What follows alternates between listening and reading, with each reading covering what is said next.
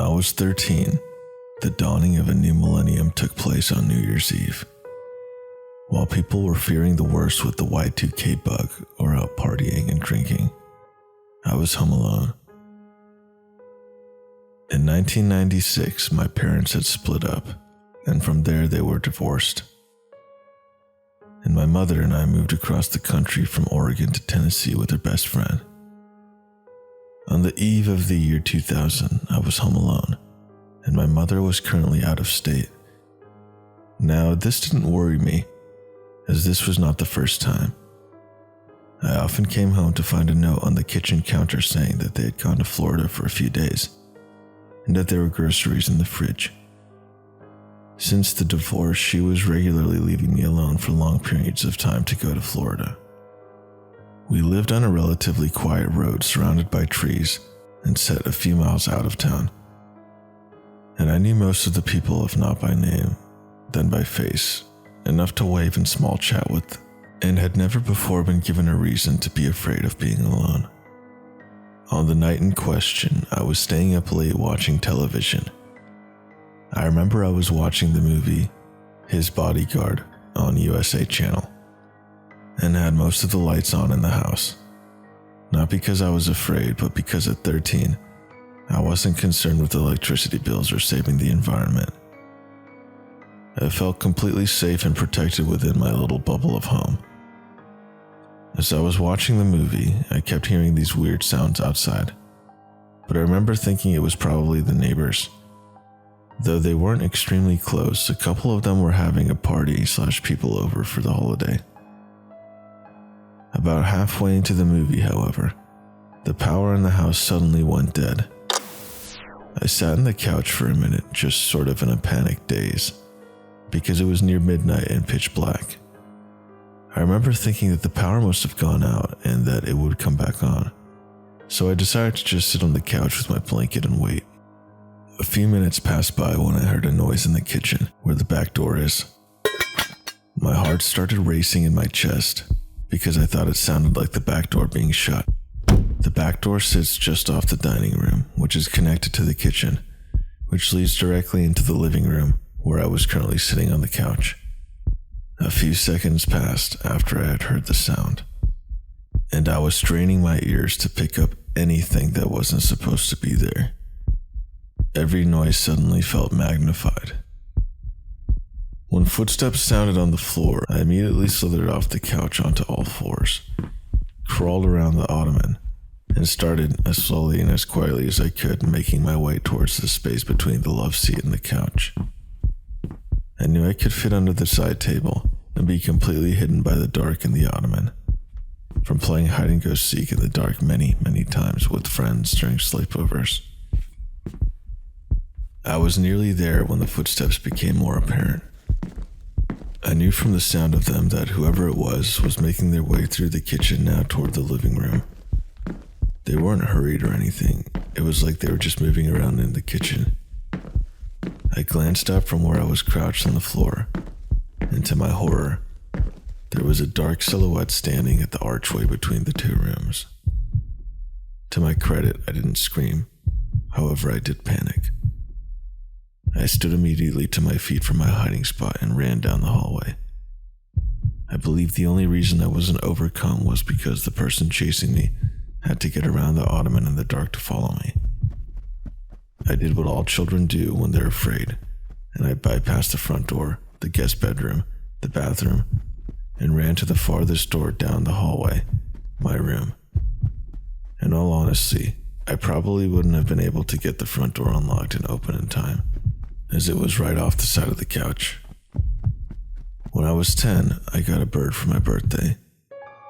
He was a blue-fronted Amazon, and I named him Boo, because it was October and close to Halloween. Boo had a large iron cage. It could have been metal, but very large, sturdy, and like 6 feet tall. And it was kept in my room, despite the fact that Boo, like me, pretty much had the run of the house whenever he wanted. This information will become relevant later in the story. As I ran into the room, I slammed the door shut and locked it. However, the lock was simply one of those little turn knobs that you can easily pop with a butter knife. I had barely gotten the door shut and locked when the person on the other side knocked on it. I have no idea why they knocked, if they did it to mock me or to scare me, but I knew in my heart that my little lock was not going to keep whoever was on the other side out of my room. It didn't keep my mother out when we were arguing, and it wouldn't stand up to brute force. I was panicking, on the verge of tears when the person started laughing. It was low, quiet, and because of that, it was even more frightening. It wasn't like manic laughter, but as if they were genuinely amused. It was the laughter that really frightened me, and I started heavily hysterically crying and looking around my room to figure out what I could do. That was when I realized Boo's cage would fit almost perfectly between the door and the wall of my closet. The cage moved quietly on my carpet floor, but as I pushed it into place, it scraped against the door and alerted whoever it was on the other side that I was trying to barricade myself in, because suddenly they threw themselves at my door, and you could hear the sound of the wood splintering and the door handle being twisted violently. Boo, who had been stirred by the movement, awake, began literally screaming and flapping his wings. I might have screamed with him, but honestly I don't remember screaming. I just remember being extremely scared. Terrified, I crawled under my bed/couch. It was a bunk bed with a futon on the bottom, metal, and waited. Several minutes passed and the person eventually stopped attacking my door. Boo continued screaming even after he had stopped. Though being under my bed gave me no feelings of being secure, I didn't come out from underneath it, because I simply had nowhere to go. I thought about trying to go out the window, but I was afraid he might expect it and therefore be waiting for me on the other side. And it was also several feet off the ground, as the house was built on a raised foundation. I remember laying under my bed, terrified, for what felt like hours. I must have fallen asleep because I awoke the next morning to daylight. The fear of what happened came back to me as soon as I registered where I was and why, and scared that whoever had been in my house might still be there. I decided to crawl out the window and run to a neighbor since it was daylight outside, and therefore I felt less afraid. Crawling out a window is a lot harder than it looks, and I did it less gracefully, as I was not, and still am not, the most coordinated human being. Once I was back on my feet, however, I carefully made my way around the house, and that's when I noticed that the back door was wide open. Scared, but feeling braver now that I was outside, and that it was morning instead of a pitch-black night, I walked up the back steps and peered inside. Seeing nothing out of the ordinary, no terrifying man leering at me basically, I decided to go inside. Looking back, I cringe on how stupid this could have turned out, and that I wish I could have told my younger self to make the smarter move and just go get help. But thankfully, nobody was inside the house. I did a terrifying, heart-pounding room-to-room check, looking in closets and under beds, behind the couch, anywhere I thought even a small child might be able to fit. I even popped the lock on my mom's bedroom so I could check it, and then relocked it afterwards. When I was positive there was no one there, I went back to lock the back door. I had left it open in case I needed to escape, and noticed that the breaker box on the opposite wall was open. The main switch had been pulled. I flipped it back on, locked both locks on the back door, checked all the windows and front door, and then called my mom, where I once again broke down crying hysterically.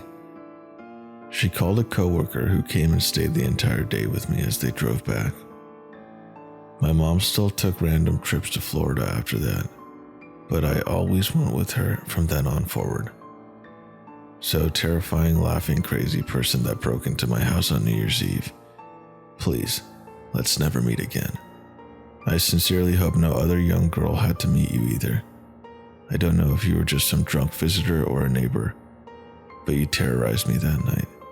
I was afraid of being alone when my mom was working, and to this day, I still get scared when I'm home alone, overthink what I would do if someone came inside and where I would hide. When my cats make noise out of nowhere, I immediately investigate, for fear it's someone trying to get in. P.S. My mom had to help me lift me back into my bedroom window so I could move Boo's cage out of the corner between my bedroom door and closet. We never had another incident at that house, and we moved in town to an apartment a year later.